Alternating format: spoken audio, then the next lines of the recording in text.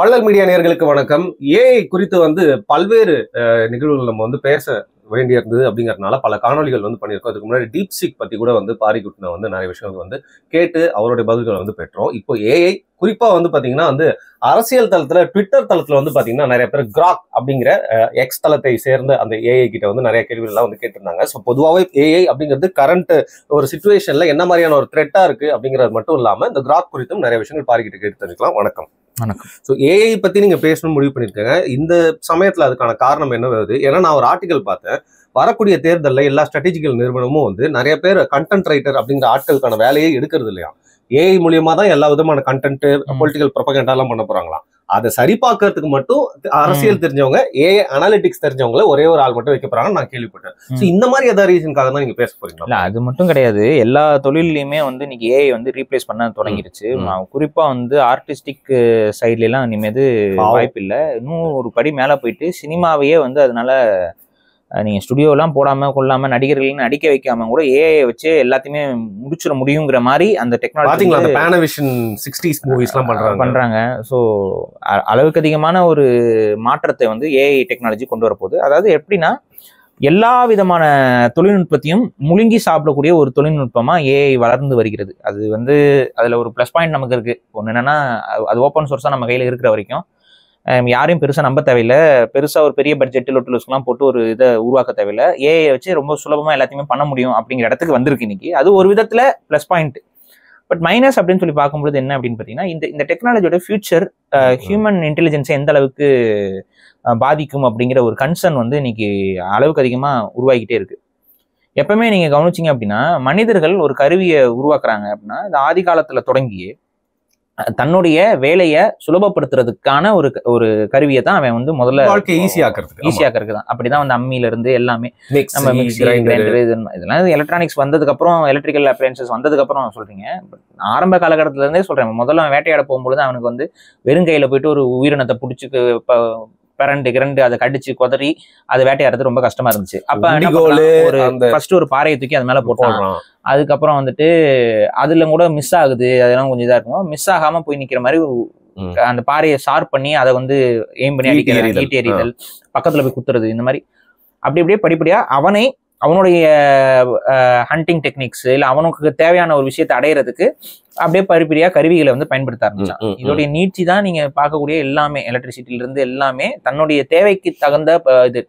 இப்ப இதுல நீங்க கவனிச்சிங்க அப்படின்னா, இதை ஒவ்வொரு படிநிலையா அவன் செய்யும் பொழுது அவன் ஒரு விதமா பரிணமிச்சுட்டே தான் வந்துட்டு இருந்தான். காட்டுக்குள்ள குரங்காக இருந்து மரங்கள்ல இருந்து கல்லுகளை தூக்கி போட்டு வேட்டையாடுற காலம் போய் அவன் மரத்துல இருப்பான். கீழே மான்கள்லாம் வரும்போது கல்லை தூக்கி மேல போட்டு அதை அடிச்சு கொன்னு அப்புறம் போய் சாப்பிடுவான். அப்படி இருந்தவன் மரத்துல இருந்து இறங்க வேண்டிய தேவையை அது எது உருவாக்குதுன்னு பாத்தீங்கன்னா, இந்த கல் ஆயுதங்கள்லாம் அவனுக்கு அதை உருவாக்கி கொடுக்குது. கீழே போய் அவனால குத்த முடியும். அவனோட உடல் வலுவை விட ஒரு 10 மடங்கு வலுவை அவனால எதிர்கொள்ள முடியும். கூர்மையான ஆயுதத்து மூலமா செய்ய முடியுது. அதுக்கப்புறம் அவன் நெருப்பை கண்டுபிடிச்சான். அப்புறம் நெருப்பு மூலமாக எல்லா உயிரினங்களோடையும் அவனால மேல் நோங்கி, ஏன்னா நெருப்பாக அவனால மேல வர முடிஞ்சுது.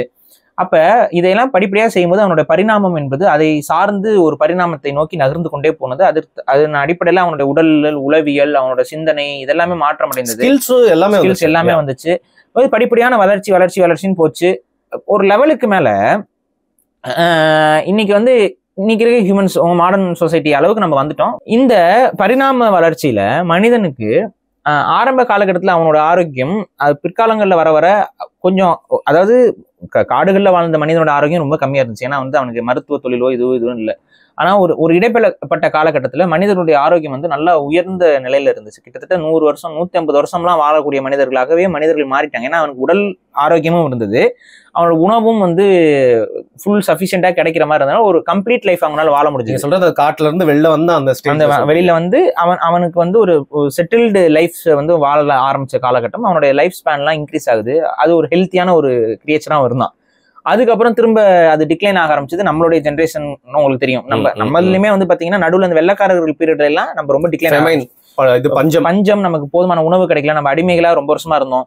இந்த காலகட்டத்தில் நம்மளுடைய ஹெல்த் ரொம்ப டிட்டோரேட் ஆச்சு. அப்புறம் வெள்ளக்காரன் வந்ததுக்கு அப்புறம் ஒரு ஸ்டேபிள் லைஃப் ஸ்டைல் நமக்குள்ள உருவாகுது இல்ல. அவன் கவர்மெண்ட் ஃபார்ம் பண்றான். அப்புறம் அதுக்கு அப்ப வேலை வாங்கி சாப்பாடு. அப்ப நம்மளுடைய தாத்தாக்கள் ஜெனரேஷன்ல திரும்ப நம்மளோட ஹெல்த் வந்து ஓரளவுக்கு ரீஸ்டோர் ஆகப்பட்டுச்சு. சரி.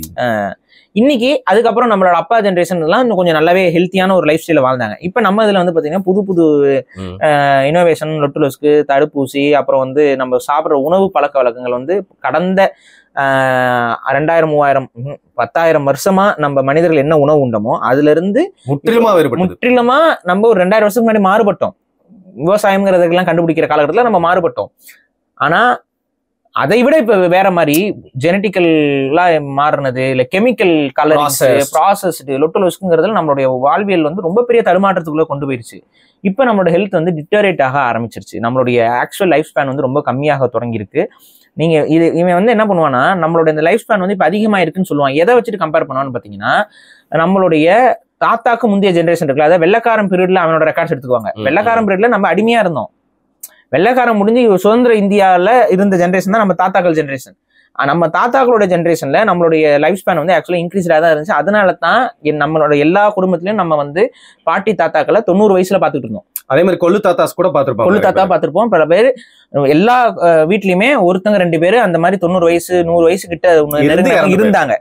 ஆனா நம்மளுடைய அப்பாக்கள் ஜென்ரேஷனோ இல்ல அடுத்து நம்ம ஜென்ரேஷனோ அந்த ஏஜ் எல்லாம் தொடுவோமான்னு யோசிங்க. ஒரு 70லே ஒரு மாதிரி ரொம்ப ஹெல்த் வந்து சுகருங்கிற ஒரு புதிய நோய்க்கு வந்து நம்ம ஆட்பட்டுட்டோம். Cholesterol heart attack. இப்ப குழந்தைங்க எல்லாம் கூட சாக ஆரம்பிச்சிருச்சு. அன்னைக்கு பாக்குறேன் ஒரு ஸ்கூல் பிள்ளை எல்லாம் இப்ப சாகுது.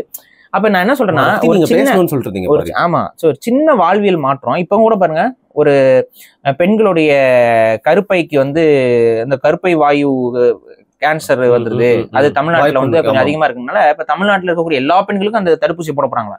ஒரு சைடு எஃபெக்ட் இருந்தா என்ன கேட்கவா போற? நீ கொரோனாவோட தடுப்பூசிக்கு சைடு எஃபெக்ட் இருந்தா என்ன கேட்கவா போற? எல்லாம் செத்துக்கிட்டு இருக்க. இன்னும் பதில் இன்னைக்கு வரைக்கும் பதில் இல்ல.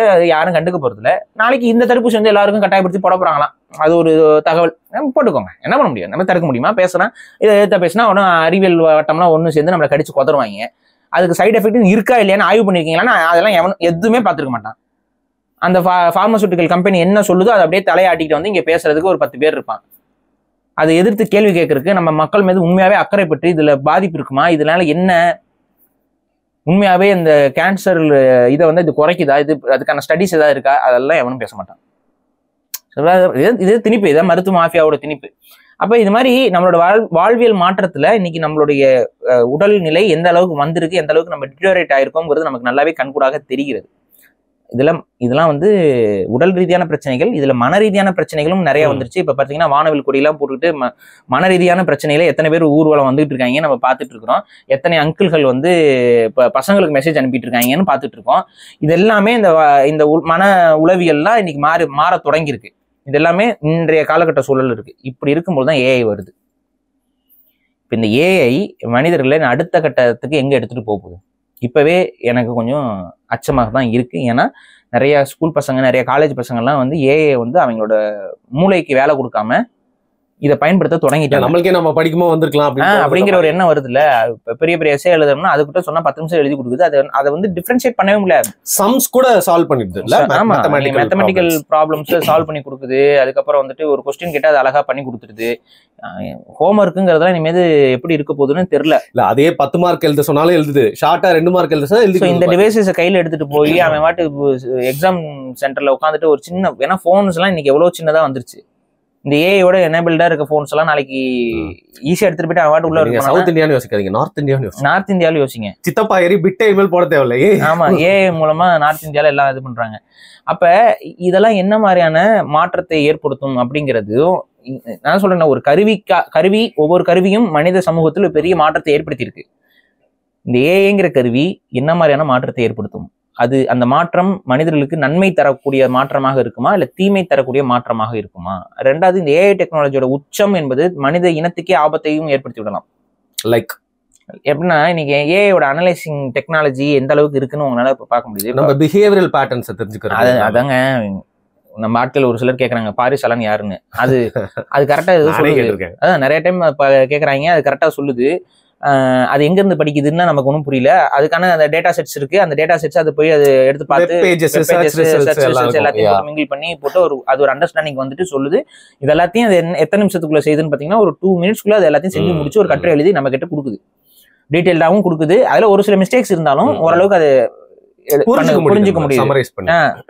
இப்ப என்ன இஷ்யூனா, அப்ப அதுக்கு அந்த லேர்னிங் கெப்பாசிட்டிங்கிறது அது கொஞ்சம் டெவலப் ஆயிட்டே போகுது. இப்ப சமீபத்துல சில ஏஐ எல்லாம் வந்து எனக்கு தெரிஞ்ச நண்பர் ஒருத்தர், அவர் பேரை சொல்ல விரும்பல, அவர் மருத்துவர், அவர் வந்து என்ன பண்ணியிருக்காரு, ஒரு ஏஐ செட் வச்சு அவர் டேட்டா செட்ஸை கொடுத்து அதை அனலைஸ் பண்றதுக்கு பண்றாரு. அதை வச்சு அவர் என்ன பண்றாருன்னா பொலிட்டிக்கல் ஐடியாலஜிஸ் எல்லாம் அனலைஸ் பண்றாரு. சரி, அந்த அனலைஸ் பண்ணி அதை ஒரு ரிசல்ட்டுக்குள்ள கொண்டு வர சொல்றாரு. அதுக்கப்புறம் ஒரு ஸ்ட்ராட்டஜிஸை வகுக்க சொல்றாரு. பண்ணுதுங்க, அது எனக்குலாம் அனுப்பி விட்டாருங்க. பிரசாந்த் கிஷோர்லாம் வேலை பண்ண தேவையில்லையா? வேலை தேவையில்லை போல. பிரசாந்த் கிஷோருக்கு ஒன்றும் பண்ண முடியாது தம்பி. அது பயங்கரமா வேலையை பார்க்குது. எந்த அளவுக்குன்னா ரொம்ப டீப் ரூட்டடா போகுது, கொஞ்சம் நஞ்சமாலாம் இல்ல. ஏதாவது ஒரு எக்ஸாம்பிள் சொல்லுங்க.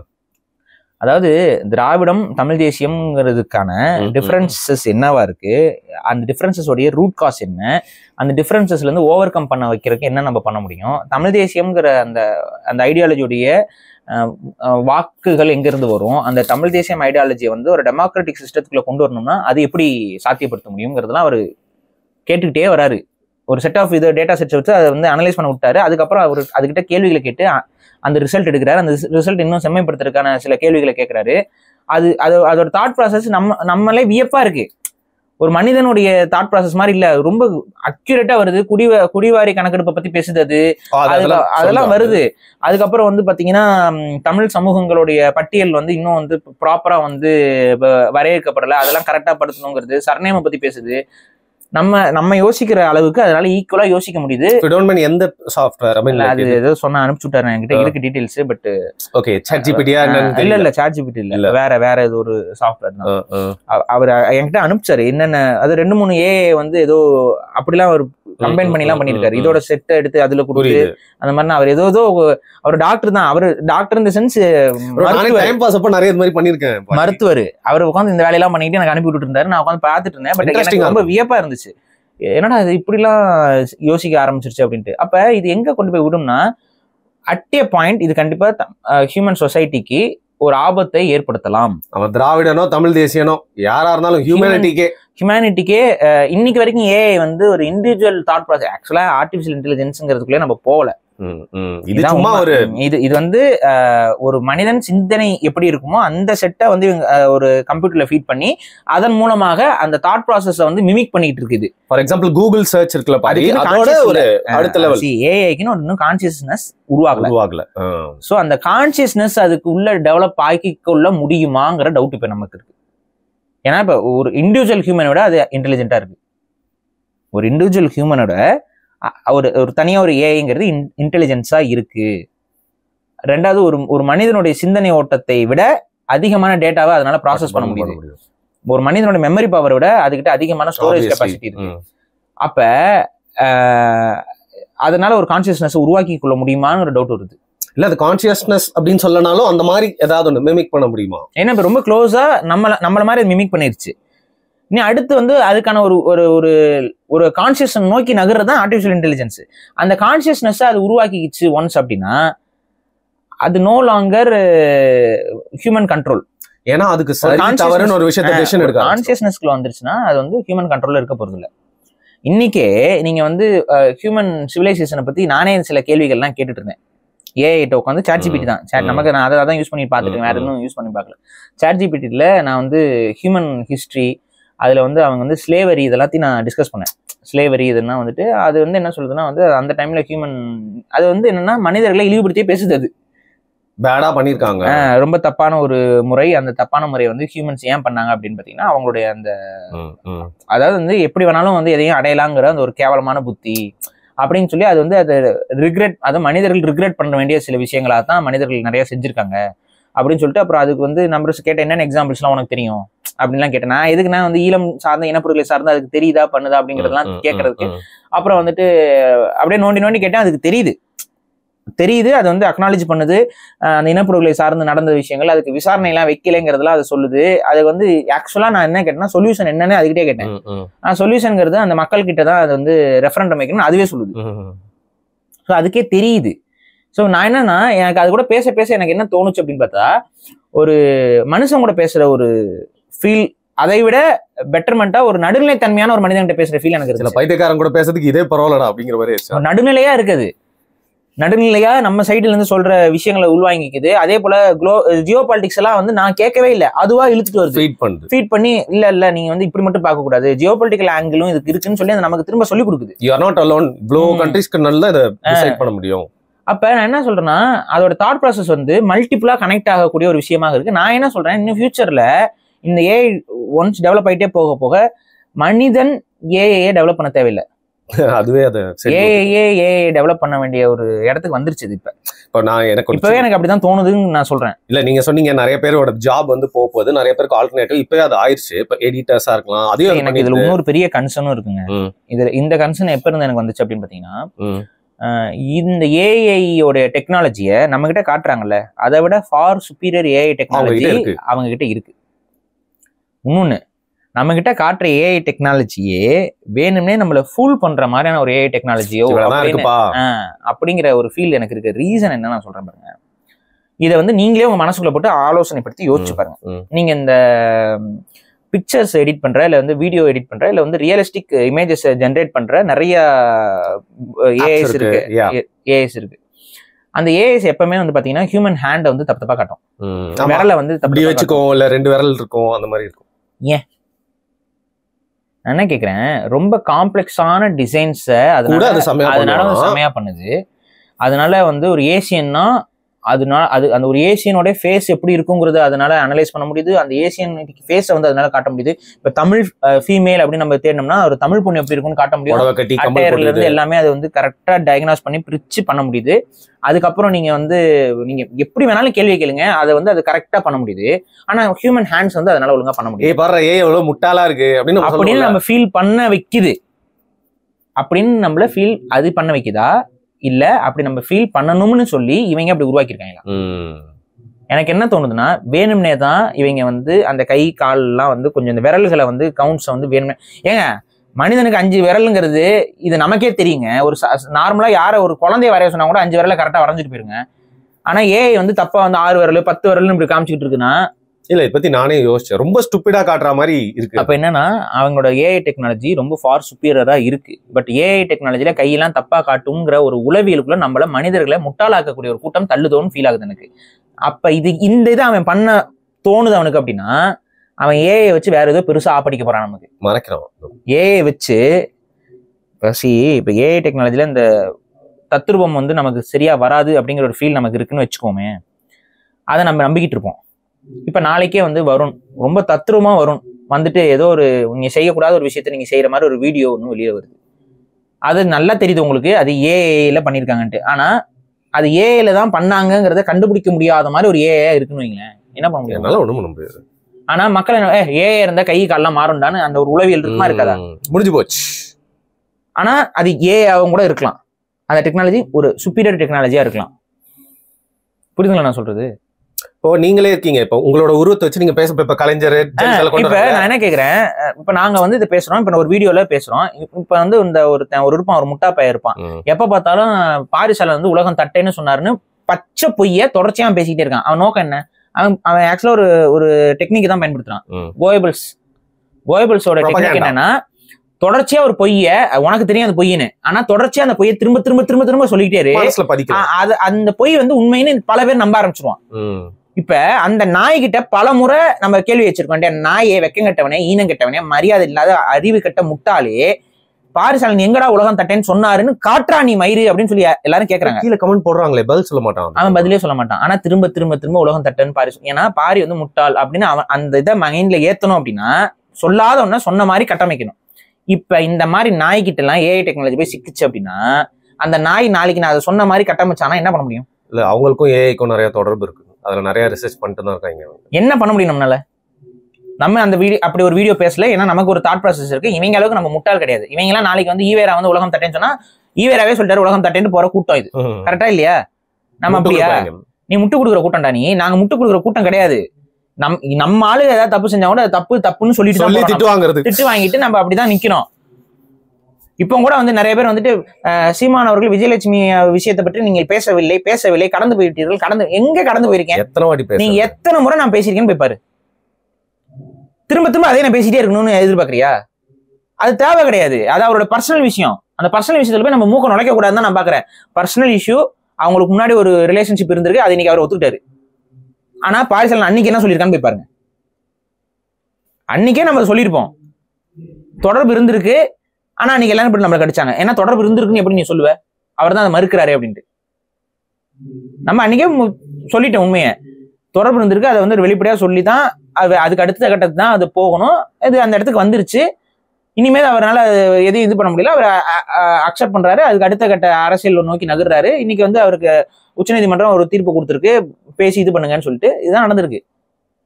இது எத்தனை முறை திரும்ப திரும்ப திரும்ப பேச, இது இப்ப முடியுமா? இது இப்ப முடிய போதாது, விஜயலட்சுமி ஏதோ முடிய போகுது. அதுக்கப்புறம் முக்தார் போயிட்டான் வீட்டுக்கு, அடுத்து என்ன நடக்கும்? நாடகம் திரும்ப போற. அவங்க நோக்கம் வந்து ஏதாவது ஒண்ணு பண்ணி ஒரு கேரக்டர் அசாசினேஷன் பண்ணணுங்கிறதுக்காக அவங்க வந்து இதை தொடர்ச்சியா பேசிக்கிட்டே தான் இருப்பாரு. என்ன பேச முடியும்? நான் ஒரு தெளிவா ஒரு விஷயம் சொல்லிட்டேன், கவனமா தான் இருக்கணும் ஒரு அரசியல்வாதி. அதுல எனக்கு மாற்று கருத்து இல்லை. நம்ம எப்பயாவது ஒரு செஞ்ச தப்பும் கூட நமக்கு வந்து பின்னாடி வந்து பாதிப்பு உருவாக்கும். இவ்வளவுதான் என்னோட ஸ்டேட்மெண்ட். இதுக்கு மேல என்ன சொல்ல முடியும்? அந்த பாதிப்பு இன்னைக்கு ஏற்படுத்துது நாம் தமிழர் கட்சிக்கு, அவ்வளவுதான். அதுல இருந்து திரும்ப அவங்க மீண்டு வர்றதுங்கிறது அவருடைய தனிப்பட்ட வாழ்க்கை சார்ந்த பிரச்சனை. இதற்கும் தமிழ் தேசியத்துக்கும் சம்பந்தமே கிடையாது. கோர்ட் இன்வால்வ் ஆயிருக்குன்னா அதை பத்தி நம்ம இது அதான் சொல்றேன், இதுக்கும் தமிழ் தேசியத்துக்கும் சம்பந்தம் கிடையாது. அவர் கருத்தியல் ரீதியாக பிழை செய்கிறாருன்னா நம்ம வந்து அதை எதிர்த்து பேசலாம், இது பண்ணலாம். இது அவருடைய தனிப்பட்ட வாழ்க்கையில நடந்த ஒரு சந்தர்ப்ப சூழல்ல ஏற்பட்ட ஒரு பிழை. அந்த பிழையை சரி செய்ய வேண்டிய பொறுப்பு அவருக்கு இருக்கிறது. அதே போல அந்த விஜயலட்சுமி அவங்களுக்கு இருக்கு, அவ்வளவுதான். அவங்களுக்குள்ள அது பேசி அவங்களுக்குள்ள நீதிமன்றத்துல விசாரணை பண்ணி யார் மேல தப்பு யாரு இல்லைன்னா அதெல்லாம் முடிவு பண்ணி வரட்டும். இது திரும்ப பேசி பேசி பேசி ஏன் பேசுறீங்க? எத்தனை முறை பேசுறது? நம்ம வந்து அதை போட்டு சொரியணும்ன்ற இல்லை. நம்ம அதான் அவங்களுக்கு தேவை என்னன்னா கெட்ட பேர் உருவாக்குறதுக்கு அவன் பேசிக்கிட்டே இருப்பான். இல்லைங்க, பிடிக்காத அரசியல்வாதிகளை பத்தி கூட அவங்களோட தனிப்பட்ட அந்தரங்க விஷயம் நம்ம பேசுறது இல்லையே. எங்கேயா நம்ம பேசுறோமா? தப்புனா தப்புன்னு சொல்றோம், அதை வந்து நியாயப்படுத்தல. நம்ம ஒரு பிரபல யூடியூபரு, அவர் வந்து தொடர்ச்சியா வந்து இந்த அரசியல் ரீதியா பேசிட்டு இருப்பாரு. அவரு இந்த மாதிரி ஒரு பெண் விஷயத்துல இன்வால்வ் ஆகுறாரு, பண்றாரு. அப்பவும் நம்ம உட்காந்து நோண்டிட்டு இருந்தோமா? நோண்டல, சொல்லிட்டு போயிட்டோம். அப்படி இருந்தா அது தப்புங்க. அந்த மாதிரி பழக்கம் இருந்துச்சுன்னா அது ரொம்ப தப்புங்க அப்படின்னு சொல்லி கடந்து போயிட்டோம். இன்னைக்கு வந்து அது எக்ஸ்போஸ் ஆயிடுச்சு. அவரே வந்து உட்காந்துட்டு அவங்க எல்லாமே ஒன்னும் உட்காந்துட்டு தான் பேசிட்டு இருக்காங்க. No issues. புரியுதுங்க, புரியுது. ஏஐல கேட்டுக்கிறேன். ஸோ நம்ம வந்து தனிப்பட்ட ரீதியான விஷயங்களை நம்ம ஒரு அளவுக்கு மேலெல்லாம் நம்ம விமர்சிக்க தேவையில்லை. ஆனா அது விமர்சிக்கவே படக்கூடாதான்னா இல்லை, அப்படி இல்லை. ஏன்னா நம்மளோட தனிப்பட்ட வாழ்க்கையில நம்ம எப்படி இருக்கோமோ அதுதான் நம்மளோட பொது வாழ்க்கையில பிரதிபலிக்கும். தனிப்பட்ட வாழ்க்கையில நம்ம கொஞ்சம் கரெக்டா இருக்கும் அப்படின்னா பொது வாழ்க்கையில அது வந்து பிரதிபலிக்கும். ஸோ அந்த பிரதிபலிப்பு வரதான் செய்யும், அதோடைய பாதிப்புகள் இருக்கதான் செய்யும். அதுக்கான இந்த எக்ஸ்பிளனேஷனை மக்கள் மத்தியில யாரும் கொடுத்துதான் ஆகணும். அதுல எல்லாம் எனக்கு மாற்றுக்கிறதே கிடையாது. பட் இது இப்படி பேசு, அதை பண்ணு.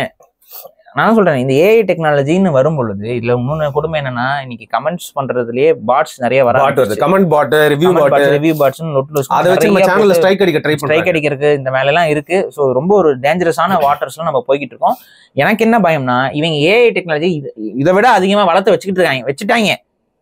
சில ஏஐஸோட பிஹேவியர் பார்க்கும்போது நமக்கு அது ரொம்ப ஆப்வியஸா தெரியுது. ஆனா நமக்கு வந்து பயன்படுத்துற ஏஐஸ் வந்து அந்த அளவுக்கு ஒரு இல்லைங்கிற மாதிரியான தோற்றத்தை கொடுக்குறாங்க.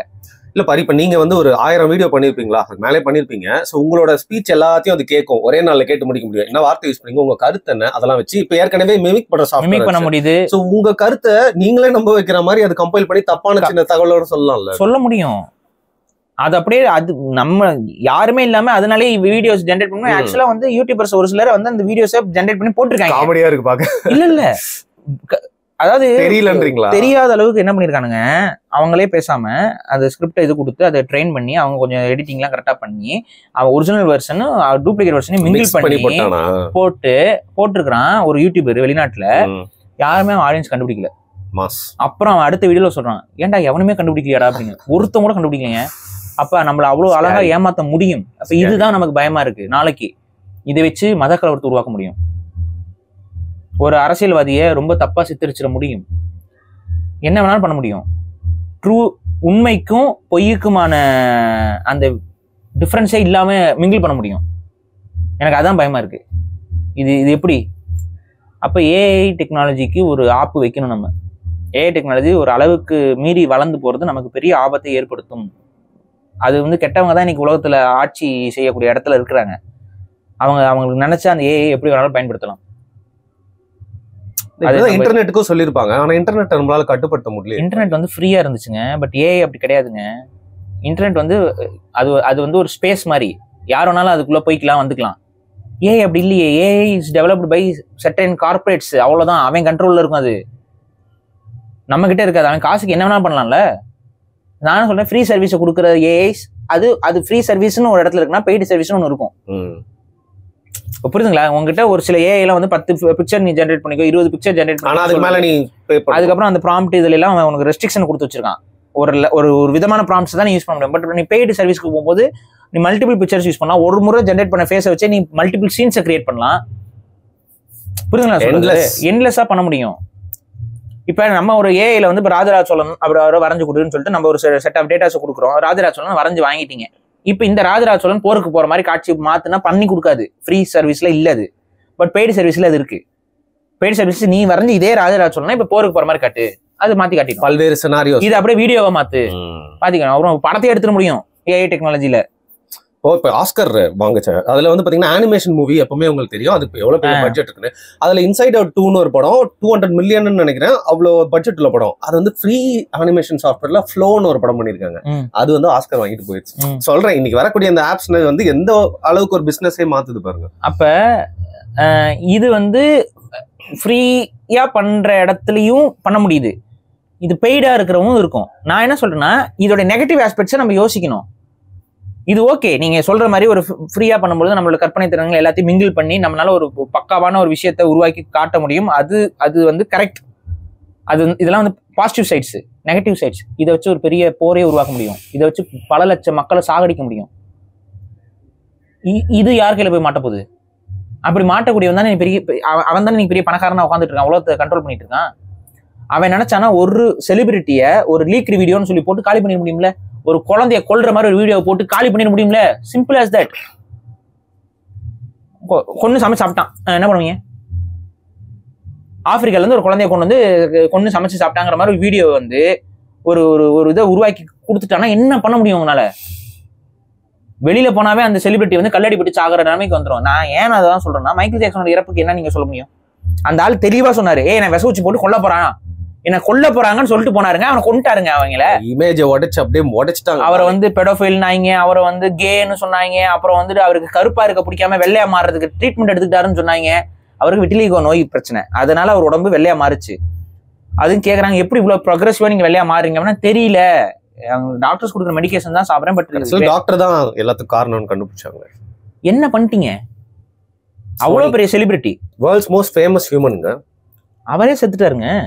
எப்படி செத்தாரு, என்ன ஏது, அவர் அது இத்தனைக்கு முன்னாடி ஸ்டேட்மெண்ட் தெளிவா சொல்லியிருக்காரு. அப்புறம் அவங்க குடும்ப உறுப்பினர்கள்லாம் அவங்க தங்கச்சி அவங்க எல்லாமே வந்து சொன்னாங்க அவர் வந்து கொலை பண்ணிட்டாங்க, இது பண்ணிட்டாங்க. என்ன பண்ணீங்க? ஜெனட் ஜாக்சன்லாம் தொடர்ந்து பேசிட்டு இருந்தாங்க. அது என்ன பண்ண முடிஞ்சது? சோனிங்க, அந்த சோனி நிறுவனத்தை பத்தி ஓப்பனாவே ஸ்டேட்மெண்ட் கொடுத்தாரு, டெவில்ஸ் அப்படின்னாரு மைக்கேல் ஜாக்சன். ஆனா இன்னைக்கு வரைக்கும் இலுமினாட்டிலாம் ஒன்றும் இல்லை தெரியுமா அப்படின்ட்டு ஒரு குரூப் அலையும் சொல்லித்தானே இருக்கு. இவ்வளவுதான் விஷயம். சீக்ரெட் சொசைட்டி இருக்கா இல்லையா? சீக்ரெட் சொசைட்டி இருக்கு, மெம்பர்ஸா இருக்காங்க. அவங்களாம் பெரிய பெரிய போலீஸ் அதிகாரிகளாக நம்ம ஊர்ல பதவி வாங்கிட்டு இருக்காங்க. அதை எடுத்து போடுறேன், அதுவும் கூட புரிஞ்சுக்க முடியல நம்ம மக்களுக்கு. தமிழ்நாட்டுடைய உச்சபட்ச அதிகாரத்தில் இருக்க ஒரு காவல்துறை அதிகாரி ஒரு மேசானிக் சொசைட்டில வந்து மெம்பரா இருந்திருக்காரு. அது ரொம்ப வருஷத்துக்கு முன்னாடி ஒரு மெம்பரா இருந்திருக்காருங்க இருக்கானா அந்த மெம்பர்ஷிப் ஃபார்ம், அந்த மெம்பர்ஷிப்ல அவர் சேர்ந்தது, அவருடைய பேர் வந்து அவங்களோட வெப்சைட்ல இடம்பெற்றிருக்கிறத எடுத்து நான் போடுறேன். அப்போ நான் நம்ப மாட்டேன்டான்னு சொல்ற ஒரு முட்டாள் கூட்டத்தை வச்சுக்கிட்டு இருக்கும் பொழுது, நாளை பின்ன இந்த மாதிரி ஏஐ டெக்னாலஜில இந்த முட்டாள் கூட்டத்துக்குள்ள ஒரு விஷயம் வரும்பொழுது அது எவ்வளவு பெரிய பாதிப்பு ஏற்படுத்தும். எங்க தமிழ்நாட்டுல யாரையுமே அடிக்கல, வட இந்தியர்ல அடிக்கவே இல்லை, கிளப்பி விட்டாங்க. அதுக்கு ஒரு வீடியோ ப்ரூஃப் கிடையாது, ஒரு ஒண்ணும் கிடையாது, ஒண்ணுமே இல்லை. ஒரு கலவரத்துக்கான எந்த வித ப்ரூஃபும் இல்லை. ஆனா ஒரு தகவல் அங்க பரவுது. உடனே இங்க என்னாச்சு? இங்க சிஎம் போறாரு அங்க. இப்ப நீ ஏஐ டெக்னாலஜில அப்படி ஒரு வீடியோ ஜென்ரேட் பண்ணி ஒருத்தன் போட்டானா என்ன ஆகுது? தகவலே அப்படி பரவுதுன்னா வீடியோ எல்லாம் நம்பகத்தன்மை அதிகமாக தான் இருக்கும். வீடியோ போட்டுட்டான், என்ன பண்றது? ரொம்ப ஸ்கேரியா இருக்கு. சில ஏஐ வீடியோஸ் எல்லாம் பார்க்கும்போது நம்மளே கண்ணு பயமா இருக்குது. நமக்கு நம்மளே நம்பிடுவோம் போல. அன்னைக்கு ஒரு இது பாக்குறேங்க, ஒரு இமயமலையில வந்து ஒரு மலர் போன்ற வடிவத்தில் இருக்கக்கூடிய ஒரு பூச்சி இருக்குன்னு சொல்லி ஒரு வீடியோ ஏஐல பண்ணி ஜென்ரேட் பண்ணி போட்டிருக்காங்க. அதை பார்த்து அதோட ரியாலிட்டி இருக்கு பாருங்க. நம்ம ஒரு மேண்டிஸை பத்தி ஒரு அடிப்படை தெரிஞ்சவனுக்கு மேண்டிஸ் வந்து பனியில இருக்காதுங்கிறது நமக்கு நல்லா தெரியும். ஏன்னா அது எங்க போய் எதை திங்கும்? பனி இதுல இருக்காது. அது ஒரு டிராபிக்கல் மாதிரியான ஒரு ஃபாரஸ்ட்ல, ஒரு எவர்கிரீன் ஃபாரஸ்ட்ல ஒரு அந்த மாதிரி இருக்க இடத்துல தான் மேண்டிஸ்ங்கிற பூச்சி இருக்கும்னு. ஆனா ஒரு தாமரை மலர் போல ஒரு மேண்டிஸ் பூச்சி இமயமலை உச்சியில இருக்குது அப்படின்னு சொல்லி ஒருத்தன் வீடியோ போட்டு வச்சிருக்கான். அது ஏஐல டெவலப் பண்ண ஒரு வீடியோ. பட் அந்த வீடியோவை ஒரு பாமர் பார்த்தாருன்னா நம்பிடுவார். நம்பிட்டு ஓம் நமச்சிவாயன்ட்டு போயிடுவார் அவரு. வாட்ஸ்அப் ஃபார்வர்ட் மாதிரி அது அப்படிதான் இருக்கும். ஃபுட்பால் பிளேயர்ஸே இன்னொரு ஃபுட்பால் பிளேயர் பத்தி தப்பா பேசுற மாதிரி நிறைய பண்றாங்க. அதுக்கு அந்த ஒரிஜினல் ஃபுட்பால் பிளேயர் வந்து நான் இந்த மாதிரி பேசவே இல்லை அப்படின்னு ஒரிஜினல் ப்ளூ டிக் அக்கௌண்ட்ல சொல்றோம், சொல்ல வேண்டியதா இருக்குது. ஐசோஸ்பீட் பத்தி ரெனால்டோ பேசுற மாதிரி ஒரு ஃபேக்கா வீடியோ போட்டு அப்படியே போட்டு வீடியோ போட்டு என் பையன் எல்லாம் தத்தி அவன் ஃபுட்பால் ரொனால்டோவே சொல்ற மாதிரி பண்ணி வச்சிருக்காங்க. இதெல்லாம் பண்ணி வச்சிருக்காங்க. இதெல்லாம் என்ன பண்ண முடியும்? அதுல கீழே போட்டேன் ஐசோஸ்பீட் அனுப்புங்க, பொய்யா இருந்தாலும் அவன் நம்புவான் அப்படின்னு போட்டுருந்தேன். அது ஒண்ணு கவனிச்சிங்களா? ஐசோஸ்பீட் நம்ம ஆளுக கிட்ட மாட்டிக்கிட்டு என்ன பண்றாங்க அவனா? தமிழ் பசங்க சும்மா வீடியோ பார்த்துட்டு இருக்காங்க. ஐசோஸ்பீட் தான் அந்த வீடியோ கால் பேசுற மாதிரி வருவான்ல, அப்படி வந்திருக்கான். அவன் இவங்கிட்ட மாட்டிக்கிட்டான். அவனை யாருன்னு இவங்களுக்கு தெரியல. அவனை கூட கலாச்சிக்கிட்டு இருக்காங்க. அவன் கத்திக்கிட்டு இருக்கான், இவங்களும் கத்திக்கிட்டு இருக்காங்க. கெட்ட வார்த்தையில போட்டு திட்டாங்க. அப்புறம் அவனை ஓட்டி விடுறான்ட்டு அவனை ஓட்டி விட்டாங்க. அப்படியா?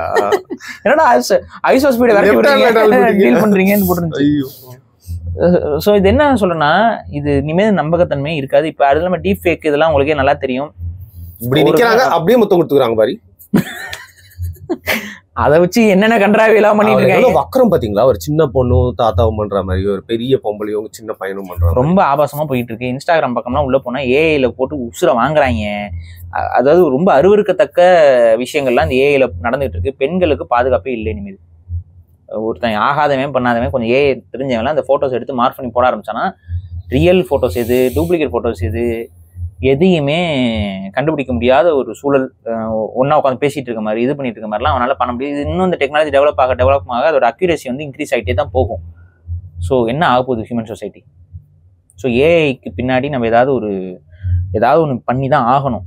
இதை வந்து ரொம்ப அசால்ட்டாக விட்டிங்கன்னா அதுக்கு இந்த டிஃப்ரென்ஷியேட் பண்ண முடியாத ஒரு சுச்சுவேஷன் ஏற்படுது. அப்படின்னா ஏஐ ஹியூமன் சொசைட்டியை வந்து பெரிய அளவு, நான் தான் சொல்கிறேன், ஒவ்வொரு கண்டுபிடிப்புக்கு பின்னாடியும் மனித சமூகத்துக்கு ஒரு மாற்றம் ஏற்பட்டுச்சுன்னு சொன்னால, இந்த ஏஐ டெக்னாலஜிக்கு அப்புறம் மனித சமூகத்தில் ஒரு பெரிய மாற்றம் வரப்போகிறது. ஆனால் அந்த மாற்றம் மனிதனுடைய வளர்ச்சிக்கானதா இருக்குமா, வீழ்ச்சிக்கானதாக இருக்குமாங்கிற ஒரு பயம் இருக்கு. எனக்கு பர்சனலாக என்ன ஃபீல் ஆகுதுன்னு பார்த்தீங்கன்னா, இது வளர்ச்சிக்கு பயன்பட்டாலும் இது சார்ந்த ஒரு பெரிய வீழ்ச்சியை நம்ம சந்திப்போம். அதோட அதிகமா. சோ உங்களை மாதிரி ஆளுங்கெல்லாம் நிறைய பேர் ஒரு 2-3 வாரமா வந்து இந்த கிராக்கு பையன் கிட்ட பேசிட்டு இருந்தீங்க. ஆமா, இல்ல ஒரு கிராக்கை பொறுத்த வரைக்கும் அந்த கிராக் நான் கேட்ட கேள்விக்கு மட்டும் என்ன கேள்வி சொல்ல முடியும்? தமிழ்நாட்டில் இருக்கக்கூடிய பிறமொழி அரசியல்வாதிகள் அப்படின்னு சொல்லி எத்தனை பேர் பட்டியல் எடுக்க, அது என்னால பதில் சொல்ல முடியல. ஆனா எவன்லாம் அதுல காண்டானானோ அவன்லாம் கீழே வந்து கதற ஆரம்பிச்சுட்டாங்க. அவ்வளவுதான்டா என்னோட ஒரு சாட்டிஸ்பேக்ஷன். இவங்களை கதற விட்டு அவங்க எல்லாம் கீழே வந்து கதறி அழுது புலம்பி பாத்தீங்களா? ஏன் நீங்க எதுக்கெல்லாம் யூஸ் பண்ணிருக்கீங்க? இல்ல இந்த கிராக் இருக்குல்ல பர்டிகுலரா, அதுகிட்ட என்னன்னா அதுகிட்ட ஒரு சின்ன ஃப்ரீடம் இருக்குன்னு சொல்றாங்க. நீங்க எக்ஸ்பிரசிவ் பிக்சர்ஸ், கொஞ்சம் வக்கரமான பிக்சர்ஸ்லாம் கூட மத்த ஏஐ கிட்ட கம்பேர் பண்ணும்போது வாங்கிக்கலாமா. ஆனா அதோட சர்ச் ரிசல்ட்ஸ் எப்படி இருக்குன்னா, ட்விட்டர் சம்பந்தப்பட்ட ரீசெண்டா நீங்க எல்லாருமே கருத்து சொல்லிருப்பீங்களா, அதை பொறுத்தும் சில பேஜஸ்ல இருந்து மட்டும் தான் எடுத்துக்கிட்டது அப்படின்றும் சொல்லிட்டு இருந்தாங்க. இருக்கலாம். ஆனா எனக்கு அது கொடுத்த சில பதில்கள் வந்து ஓகேவா என்ன மாதிரி கேட்டீங்க? இல்ல நான் கேட்ட ஒரு கேள்விக்கு அது பதில் கொடுக்கல. போடி நீ எல்லாம் வேஸ்ட் அப்படின்னு தட்டி விட்டு வந்துட்டேன். பட் நிறைய பேர் நம்மளை பத்தி கேட்ட கேள்விகளுக்கு எல்லாம் பதில் கொடுத்து, ஒரு சில வன்ம குடோன்கள் வந்து நம்ம அடி வாங்கின போட்டோஸ் எல்லாம் போட்டு அதுக்கிட்ட கேள்வி எல்லாம் கேட்டுச்சு. அது வந்து கொஞ்சம் நடுநிலை தவறாமலே பதில் கொடுத்துட்டு இருந்துச்சு. இன்ஃபர்மேஷன்ஸ் இல்ல அதுன்னு போட்டு, அப்புறம் அதாவது என்ன யார் இந்த வேலையெல்லாம் பண்ணிருப்பான்னு உங்களுக்கு தெரியும்ல, அந்த வன்ம குடோன்கள் அதையும் அது கண்டுபிடிச்சிருச்சு. அதையும் கண்டுபிடிச்சு அந்த வன்ம காவியங்களுக்கு பதில் கொடுத்து வச்சிருக்கு. அப்படியா? அது ஒருத்தெல்லாம் போட்டு அவனே அசிங்கப்பட்டுட்டு அவன் அந்த ட்வீட்டை டெலிட் பண்ணிட்டு போயிட்டான். வெக்கமா இல்லையா? அவர் ஏஐ கிட்ட தோத்து வர்றீங்க. அவன் கேட்டு வச்சிருந்தாங்க, அதாவது என்னமோ வன்மமா ஏதோ கேட்டு வச்சிருந்தான். அதுக்கு வந்து அதுக்கு பர்சனல் இதுல வந்து நீங்க பேசுறீங்கிற மாதிரி ஃபீல் ஆகுது அப்படின்னு அதுவே கேட்குது. அப்படியே கேட்டு வச்சிருந்துச்சு. அதோட ட்வீட் இருக்கு. அவன் என்னத்தை போட்டு விட்டான்னு தெரியல, அவன் ட்வீட்டை டெலிட் பண்ணிட்டு போயிட்டான். ஏஐ கிட்ட தோத்து ஓடுறதுதான் திராவிட கருத்தில நினைச்சா மனுஷன் கூட டெக்னாலஜியில தோத்துட்டு ஓடுறீங்களா டே? அப்போ துப்பிக்கு அந்த ஒரு படத்துல வரும், இந்த கண்ணாடி துப்பு வரல, அது மாதிரி துப்பு போ, தோத்துக்கிட்டே இருக்கியா? எனக்கு சிரிப்பா இருக்கு. நம்ம பேஜ்ல இருக்கு, அதை போய் பாருங்க. ட்விட்டர் இதுல அந்த இருக்கு. இது பதில் கொடுத்துருக்கோம், மேல இருக்க டெலிட் பண்ணிட்டு ஓடி இருக்கான். ஆடா லூசு பயிலுல. அதான் என்னன்னா அது ஓரளவுக்கு அனலைஸ் பண்ணுது. அந்த ரொம்ப வன்மமான கேள்வி கேட்கும்போது அதுல இருந்து கொஞ்சம் டிவியேட் ஆகி போயிருது. அதுக்கப்புறம் சில பேர் அதை கன்ஃபியூஸ் பண்ற மாதிரி எனக்கு கேள்விகள் இருக்கு. நான் கேட்ட கேள்வி வந்து அதோட டேட்டா செட் அனலைஸ்ல அதனால பண்ண முடியல. ஏன்னா நீங்க வந்து தமிழ்நாட்டில் இருக்கக்கூடிய பிறமொழி அரசியல்வாதிகள்னு சொல்லும்போது எந்தெந்த அரசியல்வாதிகளோட லிங்குவிஸ்டிக் டேட்டாஸ் இது எல்லாமே அதுக்கு தேவை. ஆனா வந்து முதலமைச்சர்னு இன்னொரு தம்பி ஒருத்தர் கேட்டிருந்தார், நம்ம இதுலயே லிங்க்லயே கீழே இன்னொருத்தர் வந்து தமிழ்நாட்டை ஆண்ட முதலமைச்சர்கள் பிறமொழியாளர்கள் யாருன்னு கேட்டா கரெக்டா அக்யூரேட்டா போட்டுருச்சு. அப்படியே போட்டுருக்கு. கருணாநிதி தெலுங்கு, ஜெயலலிதா வந்து கன்னடம், எம்ஜிஆர் வந்து மலையாளி அப்படின்னு வரிசைக்கா அந்த லிஸ்ட்டை போட்டுட்டு இருக்குது. அப்படியே போட்டுட்டு இருக்கு அது. ஸோ அதான் கொஞ்சம் ஈஸியான டேட்டா செட்ஸ்னா அதில் ஈஸியாக அனலைஸ் பண்ண முடியும். நான் கேட்டது வந்து அத்தனை பேரும் கேட்டு வச்சிருந்தேன். ஸோ அதனால லிஸ்ட் அவுட் பண்ணி எல்லாத்தையும் கொடு அப்படின்னா. ஸோ விஜய் ஜெயிப்பாரா மாட்டாரா கேட்டீங்களா ப்ரோ? யாருன்னு கேட்ட போது ப்ரோ அதே எப்படி ரைட் ஃபைன் டன். ஸோ ஏஐல வந்து இப்போ இருக்கிற இன்னைக்கு நம்ம பேசி நீங்க கேட்டோன்னா இப்போ எல்லாம் போய் அதை கேட்க போறாங்க. இப்போ அது கேட்டுக்கிட்டு அது ஒரு பதில் கொடுக்கும். இவங்க போய் அது கூட சண்டை போட்டு இப்போ என்ன பிரச்சனை குரூப்பை கொண்டு வந்து நடுவில் வச்சு எல்லாம் திட்டிட்டு இருக்கீங்க. அதை வச்சு மீம்ஸ் போட ஆரம்பிச்சிட்டாங்க. அந்த ஐயோ விட்டுருக்கடா அப்படின்னு. ஆமா இல்ல நான் என்ன சொல்றேன் அதான் சொல்றேங்க. ஏஐ ஹேஸ் பாசிட்டிவ்ஸ், பட் ஏஐயோட நெகட்டிவ்ஸ் நினைக்கும் போது ரொம்ப பயமா இருக்கு. பாசிட்டிவ் நினைக்கும் போது ஓகே ஃப்ரீ நல்லா இருக்கு பரவாயில்லையே அப்படின்னு தோணுது. பட் நெகட்டிவ்ஸை நினைச்சு பார்க்க நமக்கு வந்து அச்சோனூறு தான் வருது. அந்த அளவுக்கு அதில் நெகட்டிவ்ஸ் வந்து ஈஸியாக இம்ப்ளிமெண்ட் பண்ணிட முடியும். பண்ண ஆரம்பிச்சுட்டானுங்க. ஏஐ வச்சு பானோகிராஃபிலாம் ரெடி பண்ண ஆரம்பிச்சிட்டாங்க. ஏஐ வச்சு வந்து ரொம்ப சில பேரெல்லாம் வந்து ஃபோட்டோஸை போட்டு அசிங்கமா. இன்னொன்று தமிழ் தேசியவாதிகளே தயவு செஞ்சு ஒரு விஷயத்த சொல்கிறேன். தமிழ்நாட்டில் இருக்க மிக முக்கியமான முதல்வர், மந்திரி இவங்களெல்லாம் வந்து இந்த ஏஐ டெக்னாலஜியில் போட்டு கிறுக்குத்தனம் பண்ணி ஒரு லைஃப்பை ஸ்பாயில் பண்ணிக்காத. பண்ணிட்டு இருக்கீங்க, அசிங்கமா இருக்குது, பண்ணாதீங்க. அதுல பொறுப்புல இருக்கவங்களும் அதை கேட்க மாட்டாங்க. இப்ப தயவு செஞ்சு பண்ணாதீங்க. நீ தான் ஜெயிலுக்கு போய் உட்காருவே, அவங்க யாரும் வரமாட்டாங்க. நீ எப்படின்னா நீ செய்தது தவறுன்னு சொல்லிட்டு போயிட்டே இருப்பாங்க. தயவு செஞ்சு இந்த வேலையை பண்ணாதீங்க. அவங்க அந்த எச்சத்தனத்தை பண்றாங்கன்னா நம்மளும் அந்த எச்சத்தனத்தை பண்ணி அவங்க கூட ஈக்குவலா போய் டிராவல் பண்ணணும் அவசியம் இல்லை. பண்ணி மலம் திங்குதுங்கிறதுக்காக நீயும் மலம் திங்கணும்னு அவசியம் இல்லை. பண்ணி ஆகாது. அவன் பண்ணி அந்த பண்ணி பைய பண்ணின்னு சொல்லி அடையாளப்பட்டுருவான்.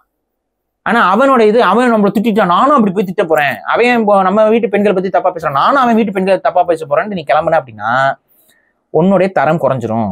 உன்னால வந்து ஜஸ்டிஃபை பண்ண முடியாது. நீயும் அவனும் ஒண்ணுன்னு ஆயிடுவீங்க. உங்களுக்குள்ள டிஃபரன்ஸ் தெரியாது. மக்களுக்கு எவன் நல்லவன் எவன் கெட்டவன் கண்டுபிடிக்க முடியாது. ஸோ நல்லதுக்காக கெட்டது பண்ணாத, தயவு செஞ்சு செய்யாத, இந்த வேலையை பண்ணாதீங்க. அதுவும் வந்து என்னதான் இருந்தாலும் அது தமிழக முதல்வர் பதவி. அவர் மேல நமக்கு 1000 விமர்சனம் இருக்கலாம், அவர் மேல நமக்கு வந்து வெறுப்பு இருக்கலாம், அவருடைய கருத்தியல் இதெல்லாம் வந்து நம்ம எதிர்க்கலாம். ஆனாலும் அவர் தமிழ்நாட்டுடைய முதல்வராக இருக்கக்கூடிய ஒரு நபர். இப்ப ஒரு பேசிக்கா நான் ஒண்ணு கேட்கிறேன். இப்ப தமிழ்நாட்டுக்கு முதல்வராக இருக்கக்கூடிய ஒரு நபரை இப்ப மத்திய அமைச்சர் யாராவது ஒரு ஆள் வந்து இதே மாதிரி போட்டோவை போட்டாருன்னா நீ என்ன பண்ணுவ? கொந்தளிப்போம் கண்டிப்பா. அப்ப நீ அதை பண்ணிட்டு இருக்க, தப்பு. இதுக்காக நம்ம ஸ்டாலின் சப்போர்ட் பண்ணணும்னு இல்லை. விமர்சனத்தை நாகரிகமா வைங்க. அவர் வந்து உருவக்கேலி பண்றது, அதுக்கப்புறம் டோப்பா வச்சிருக்காருன்னு சொல்லி போடுறது, அதை உடனே ஏஐல போட்டு அது இல்லாத மாதிரி போட்டோ, பனியன் டவுசரோட நிக்கிற மாதிரி போட்டோ, ஜெயில நிறைய தப்பா பண்றீங்க. தயவு செஞ்சு அதை பண்ணாதீங்க, அது செய்யாதீங்க. அது உங்களுக்கு பெரிய ஆபத்தை ஏற்படுத்தும். அது செய்யாதீங்க, அதையும் சேர்த்து சொல்றேன். சரி, நம்ம மந்த்லி ஒன்ஸாவது இந்த ஏஐ அப்டேட்ஸ் மாதிரி ஒரு வீடியோ வச்சுக்கலாம். ஏன்னா நீங்க பேசினதே ஒரு சின்ன விஷயம் தான், ஒரு ஆங்கிள் சொல்லிருக்கீங்க. இந்த மாதிரி எவ்வளவு டெவலப்மெண்ட்ஸ் வந்து பேக்ரவுண்ட் வந்துகிட்டே இருக்கு. நம்ம அடிக்கடி தொடர்ந்து பேச வேண்டிய சூழ்நிலை ஏற்படும் நினைக்கிறேன். பேசுவோம். மிக்க நன்றி பாரு. நன்றி.